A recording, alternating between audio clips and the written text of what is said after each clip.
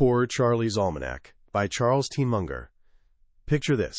It's 1957 in Omaha, Nebraska. A young, ambitious investor named Warren Buffett walks into the home of Dr. Edwin Davis, a respected local physician. He's there to pitch his new investment partnership, ready to explain his philosophy in detail. But here's the thing. The doctor barely asks any questions. He listens quietly, nods a few times, and then, just like that, agrees to invest $100,000. Back then, that was an absolutely massive sum of money. Buffett is completely floored. He has to ask, "Why did you decide so quickly?" The doctor looks at him with a slight smile and says, "Because you remind me of Charlie Munger." Now here's the wild part. Buffett had never even met Charlie Munger. He didn't know who this guy was. But in that moment, he realized he had to track him down. Who was this person whose name alone could inspire that kind of trust? That's where our story really begins. We're diving into Poor Charlie's Almanack, the wit and wisdom of Charles T. Munger. And I want to be clear, this isn't your typical business book with clean chapters and step-by-step formulas. It's more like a treasure chest, packed with speeches, essays, and brilliant off-the-cuff remarks from one of the sharpest minds of our time. Most people know Charlie Munger as Warren Buffett's quiet sidekick, the guy who sits next to him at Berkshire Hathaway's annual meetings. When someone asks for his opinion, he often just grins and says, "I have nothing to add." But thinking of him as just a sidekick, that completely misses the point. Charlie Munger is the architect. He's the one who gave Buffett the mental framework that transformed him from a good investor into a legendary one. This book has sold hundreds of thousands of copies, not because it tells you which stocks to buy, but because it offers something far more valuable. It gives you a blueprint for thinking better. It shows you how to make smarter decisions, not just with money, but in every part of your life. So here's what I'm promising you today. By the time we're done, you won't just know about Charlie Munger's investment strategies. You'll walk away with a set of mental tools, what Charlie calls a latticework of models, that can help you see the world more clearly, avoid common traps, and as Charlie loves to say, go to bed a little wiser than when you woke up. This isn't just about getting rich, it's about learning how to think, and honestly, that might be worth more than any stock portfolio could ever be. So let's jump in and unpack the wisdom of the man Warren Buffett himself calls his greatest teacher. So where do you even start with someone like Charlie Munger? Here's what most people do. If they want to succeed in business, they study business. If they're into medicine, they dive deep into medicine. They become specialists. Economists learn economics. Biologists learn biology. Makes sense, right? But Charlie spotted a huge problem with this early on. The real world isn't divided up into neat little academic departments. Life is messy, complex, and everything's connected. He came up with a brilliant way to describe the problem. He said specialists often become a man with a hammer. And when you're holding a hammer, well, everything starts to look like a nail. Think about it. An economist tries to solve every problem with supply and demand curves. A psychologist sees everything through the lens of childhood trauma. They get trapped in their own little world, unable to see the bigger picture. Charlie thought this was a terrible way to go through life. He had this great phrase for it, being like a one-legged man in an ass-kicking contest. You're just giving up a massive advantage. So what was his answer? He called it worldly wisdom. This is the foundation of everything he teaches. The idea is beautifully simple, but incredibly powerful. You can't make great decisions by only understanding one subject. You need to build what he calls a latticework of mental models in your head. Imagine your brain has a framework, like a lattice, with beams crisscrossing in all directions. Each beam represents a big idea from an important field. You need a beam from mathematics, one from physics, another from biology, psychology, history, and so on. You don't have to become an expert in everything. You just need to grab the fundamental concepts, the big ideas, that do most of the heavy lifting. Charlie figured there are maybe 80 or 90 of these crucial models. Once you've got this framework in place, any new information you come across has somewhere to stick. You start seeing connections that other people miss. You can diagnose problems more accurately because you're not looking through just one narrow lens anymore. You're seeing the whole system. This became his secret weapon. It allowed him to sit quietly in his chair and outthink people who might have been smarter in their narrow specialty, but couldn't see the bigger picture. So let's build a piece of that framework right now. What are some of the most critical models Charlie says we absolutely need? He always starts with the most basic discipline, mathematics, specifically compound interest. Benjamin Franklin, one of Charlie's heroes, called it the stone that turns all your lead into gold. It's the engine of wealth, but it's also a model for how small, steady efforts can lead to massive results over time. If you don't get compounding, you're missing one of the most powerful forces in the universe. But Charlie also points to something less obvious: permutations and combinations. He realized that life isn't a straight line. It's a complex dance of different factors coming together. Learning to think in probabilities, understanding how likely different outcomes are, that's essential. As he and Buffett like to say, investing is kind of like being at the racetrack. It's not about picking the fastest horse. It's about finding a horse whose odds are wrong. You're looking for a bet where your chances of winning are better than what the odds suggest. That's the essence of value investing. Next up is a concept from engineering and physics: the backup system, or redundancy. When engineers design a bridge, they don't just make it strong enough for the average load. They build in a huge margin of safety, so it can handle forces way beyond what it's likely to face. Charlie applies this directly to investing and life. Your finances need a margin of safety. Your career needs one too. You never want to be in a position where one mistake, one unexpected crisis, can wipe you out completely. This is why Berkshire Hathaway always keeps mountains of cash on hand. It's their safety cushion, letting them not just survive rough patches, but actually jump on opportunities when everyone else is panicking. Another physics idea is the concept of a breakpoint, or critical mass. In a nuclear reaction, nothing much happens until you hit a certain threshold, and then boom, explosion. Life is full of these moments. A business can struggle for years, and then one small change, maybe a new product or entering a new market, triggers explosive growth. Munger calls this a Lollapalooza effect, when multiple factors all push in the same direction at once, creating results that aren't just added together, but multiplied. He's always watching for these moments. But maybe the most powerful tool in Charlie's entire mental toolkit is a simple habit. He calls it inversion. There was this brilliant German mathematician named Carl Jacobi who constantly said, "Invert, always invert." He knew that tough problems are often easier to solve when you look at them backward. Charlie grabbed this idea and made it central to his thinking. Instead of asking how to reach a goal, he flips it around and asks, what would guarantee total failure? He loves telling this story about a country guy who said, "All I want to know is where I'm going to die, so I'll never go there." People laugh when they hear it, but Charlie sees real wisdom there. If you want to help India, don't just ask, "How can I help India?" Instead, ask, "What's the one thing that would hurt India the most, and how do I make sure that doesn't happen?" Want a happy life? Don't just ask what will make you happy. Ask what would absolutely guarantee you'll be miserable. The answers are usually pretty straightforward: laziness, being unreliable, envy, resentment, feeling sorry for yourself, and rigid ideology. If you can just avoid those things, you're already halfway to winning. This backward thinking forces you to spot hidden obstacles. It makes you identify the failure points you need to dodge. In investing, instead of only asking what could go right with a company, Munger always asks, what are all the ways this could blow up? What could kill this business?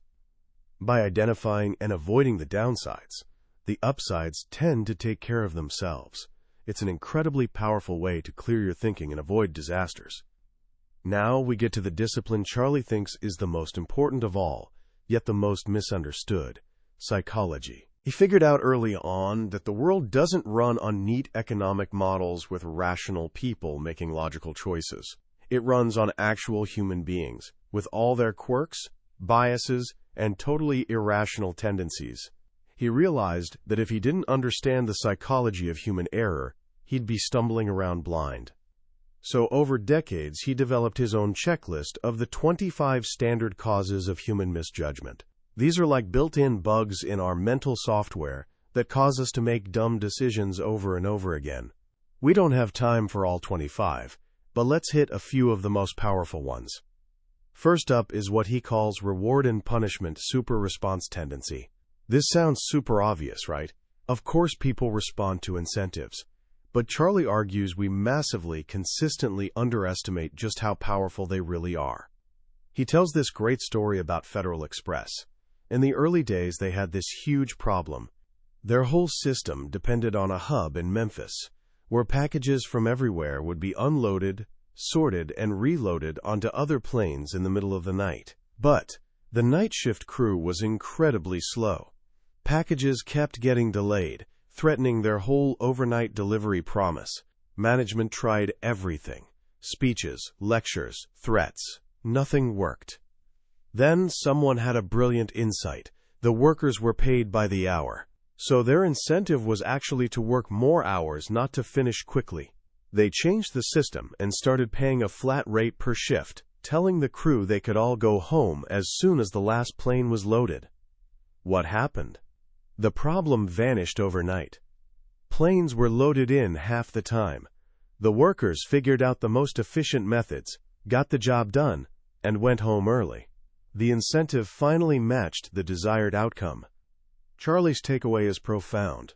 Never, ever think about something else when you should be thinking about the power of incentives. If you want to persuade someone, appeal to their interests, not just their logic. This connects directly to what he calls incentive-caused bias. This is the unconscious tendency people have to see the world in whatever way benefits them. The author Upton Sinclair nailed it. It is difficult to get a man to understand something when his salary depends on his not understanding it. Charlie saw this everywhere. He tells this disturbing story about a surgeon in his grandfather's town who was sending bushel baskets of perfectly normal gallbladders to the pathology lab. The guy was doing unnecessary surgeries.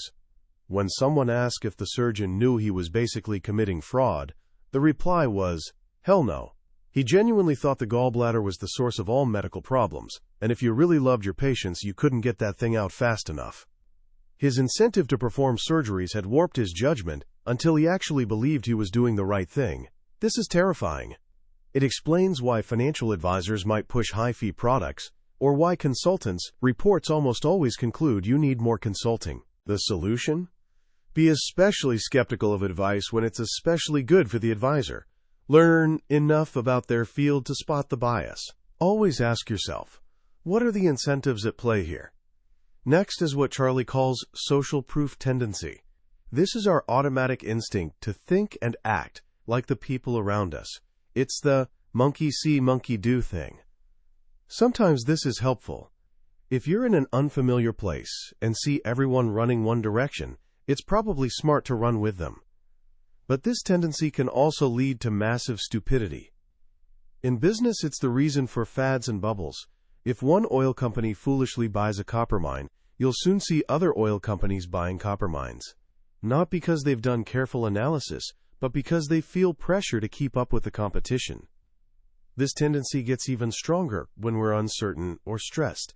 That's how cults work. They isolate you from your normal environment and surround you with true believers. The new social proof becomes overwhelming, washing away your old beliefs. Charlie's lesson is simple but crucial. You're neither right nor wrong just because the crowd agrees or disagrees with you. You're right because your data and reasoning are solid. Learning to ignore the herd when they're wrong is one of the most valuable skills you can develop. Now let's talk about deprival superreaction tendency. Psychologists have proven that losing something hurts about twice as much as gaining the same thing feels good. Losing $100 stings way more than finding $100 feels great. Our brains overreact to the threat of loss.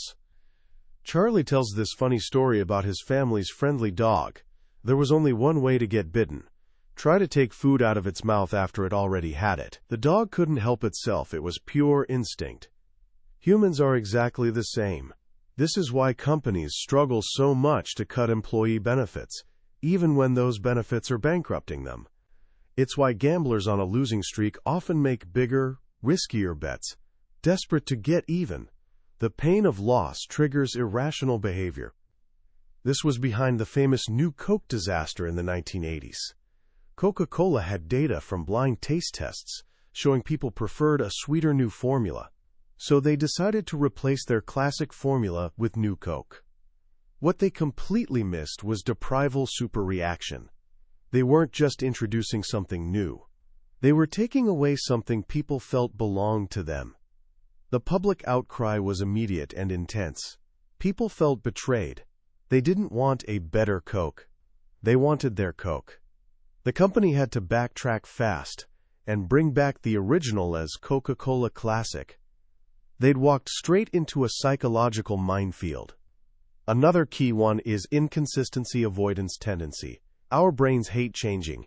We want to stay consistent with our past commitments, our identity, our conclusions. This is why habits are so hard to break. As the ghost says in A Christmas Carol, "I wear the chains I forged in life." Those chains are habits that felt weightless until they became unbreakable. This can be used for good. When you publicly commit to a goal, your desire for consistency helps you follow through. But it also creates what's called first conclusion bias. We cling to our initial ideas, even when mountains of evidence say they're wrong. Charles Darwin understood this danger brilliantly. He trained himself to do something extraordinary. Whenever he found evidence contradicting one of his pet theories, he'd write it down immediately. He knew if he didn't, his mind would naturally forget or dismiss it. He actively fought his own confirmation bias. Munger says this is one of the most valuable mental habits you can build, the willingness to destroy your own favorite ideas. So how did Charlie take this whole framework, this toolkit of worldly wisdom, and apply it to investing? This is where we see the huge shift in Warren Buffett's thinking, guided by Munger. When Buffett started out, he was a pure follower of his professor, Benjamin Graham. Graham's approach was what Buffett later called cigar butt investing. You find a cigar butt on the ground with one puff left. You pick it up, take that free puff, and toss it away. In investing terms, this meant buying stocks that were statistically dirt cheap. The company might be terrible, but if you could buy it for less than its working capital, you were getting that free puff. It was quantitative and formulaic. And it worked. It made Buffett rich. But Charlie taught him there was a better way. Munger said, "A great business at a fair price beats a fair business at a great price every time." This was revolutionary for Buffett. It shifted focus from the balance sheet to the quality of the actual business. Munger realized that truly massive fortunes weren't made flipping mediocre companies. They came from buying wonderful businesses and holding them for decades. The perfect example? See's Candies. In 1972, they had a chance to buy it for $25 million. By Graham's strict standards, it looked expensive, selling for 3 times book value. Buffett was hesitant and almost walked away over a small price difference. But Munger saw the real value. See's had something priceless, a powerful brand living in customers' minds. People had deep emotional connections to it. They linked it with holidays, family, quality. This gave the company pricing power. They could raise prices a bit each year, and people happily paid. It was, Charlie realized, a compound interest machine. They bought it. Today, See's Candies has generated over $2 billion in pre-tax earnings for Berkshire Hathaway. That single decision, driven by Munger's insight, changed everything. It led to later investments in giants like Coca-Cola and the Washington Post. This concept of a high-quality business is what they call a moat. Imagine a castle. The castle is the business. The moat is its durable competitive advantage, the thing protecting it from attackers. A moat could be a powerful brand, like Coca-Cola. It could be a cost advantage, like Geico or Costco. It could be network effects, like American Express. The key question they always ask: how wide and deep is the moat, and is it getting wider or narrower? They're not interested in businesses with weak moats under constant attack. They want virtually impregnable castles. Once they find such a business, run by trustworthy managers, and can buy it at a reasonable price, they're ready to do something almost unheard of on Wall Street: make a massive bet. Munger has zero patience for what he hilariously calls diversification, owning dozens or hundreds of stocks. He believes if you have a few truly great ideas, it's stupid to dilute them with your 50th best idea. He says if you had a punch card with only 20 punches, representing all the investments you could make in your lifetime, you'd think incredibly carefully about each one. You'd wait for the perfect pitch. This leads to their final principle: patience, or as Charlie colorfully puts it, sit on your ass investing. He uses the example of baseball legend Ted Williams, who in his book explained that he divided the strike zone into 77 cells the size of a baseball. He knew exactly which cells were his sweet spot, where he had the best chance of getting a hit. He'd let other pitches go by, even risking strikeouts, because swinging at mediocre pitches would kill his batting average. Munger says investing works the same way. The market constantly throws pitches at you: ideas, deals, stock prices. You don't have to swing at everything. You can wait and wait and wait for that one perfect pitch, that no-brainer opportunity, right in your sweet spot. And when it comes, you swing hard. This is why Berkshire can go years without making a major acquisition. They're not interested in activity. They want results. They're waiting for the fat pitch. As Munger says, it takes character to sit there with all that cash and do nothing. I didn't get where I am by chasing mediocre opportunities. This entire system, the mental models, the focus on quality, the patience and discipline, all flows from a core set of values Charlie lives by. First is an obsessive commitment to lifelong learning. He says, in my whole life, I've known no wise people, across a broad range of subjects, who didn't read constantly. None. Zero. He describes himself as a book with a couple of legs sticking out. He believes gaining wisdom is a moral duty. You don't just do it to get ahead. You do it because it's the right way to live. Second is fierce dedication to honesty and integrity. He lives by a simple rule: don't sell anything you wouldn't buy yourself. He believes a web of deserved trust is the highest level civilization can reach. When you have that, you don't need endless contracts or bureaucracy. You just have reliable people correctly trusting each other. Finally, there's deep humility that comes from knowing your limits. This is the circle of competence idea. It's not about how big your circle is. It's about knowing exactly where the edge is. Charlie's totally comfortable saying, I don't know. He knows trying to be an expert in everything is a recipe for disaster. As he puts it, you have to figure out where you have an edge, and play within your own circle of competence. This is the heart of worldly wisdom. It's not about being a genius. It's not about secret formulas. It's about building a reliable mental framework, being patient and disciplined and honest. It's about dedicating yourself to becoming a learning machine, so every day you go to bed a bit wiser than when you woke up. Simple idea, right? But as Charlie would say, the real trick is taking a simple idea and taking it seriously. As we step back and look at all this wisdom packed into poor Charlie's almanac, it's easy to feel a bit overwhelmed. We've jumped from physics to psychology to business strategy to Ben Franklin's philosophy. But if there's one central thread tying it all together, it's this: the quality of your thinking determines the quality of your life. This isn't just an investing book. It's a manual for rational thought. Charlie Munger's great gift isn't a list of stocks to buy. It's a way of looking at problems, a mental toolkit you can apply to any challenge in any field. What strikes me most about his approach is its profound humility.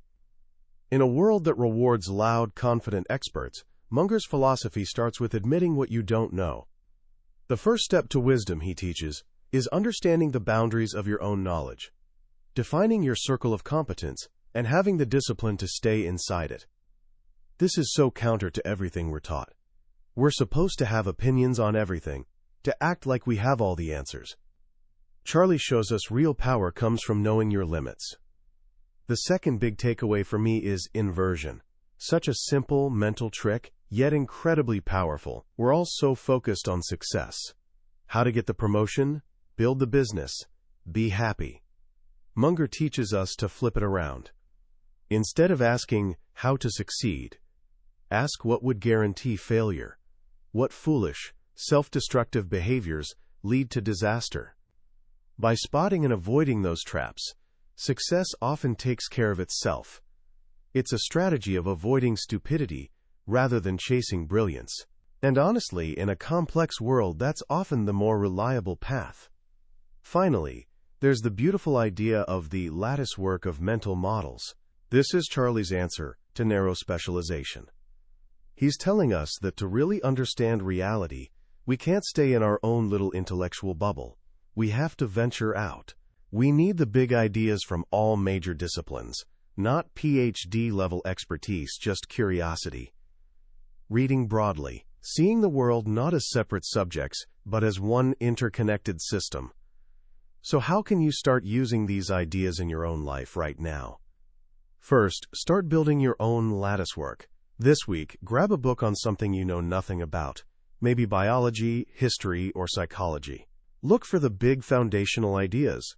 Don't worry about memorizing details. Just try to grasp the core concepts. Think of it as adding a new tool to your mental toolkit. Second, practice inversion on a personal challenge. Pick something you're struggling with. Instead of just thinking about how to achieve it, spend 10 minutes writing down everything that would guarantee total failure. You might be surprised by the clarity that emerges. Third, embrace being a lifelong learner. As Charlie says, go to bed every night a little wiser than when you woke up. This doesn't have to be some grand thing. It can be as simple as reading for 30 minutes before bed, instead of scrolling through your phone. It's that daily compounding of knowledge that leads to real wisdom. That was a summary of Poor Charlie's Almanack by Charles T. Munger. We've explored some incredible ideas, but a summary is like looking at photos of the Grand Canyon. It can show you the view, but can't give you the feeling of actually standing on the edge. The real magic of this book is hearing Charlie's voice, his wit, his profound wisdom in his own words. This summary is just a signpost, showing you if this journey's worth taking. If any of these ideas sparked something in you, I really encourage you to grab a copy. It's not a book you read once. It's a companion you return to again and again, finding new insights each time. The link is in the description below. Also, if you found this summary valuable, please consider liking this video and subscribing. It tells us this work is helping you, and make sure you won't miss our next dive into another life-changing book. Let's keep this journey of learning and growing going together.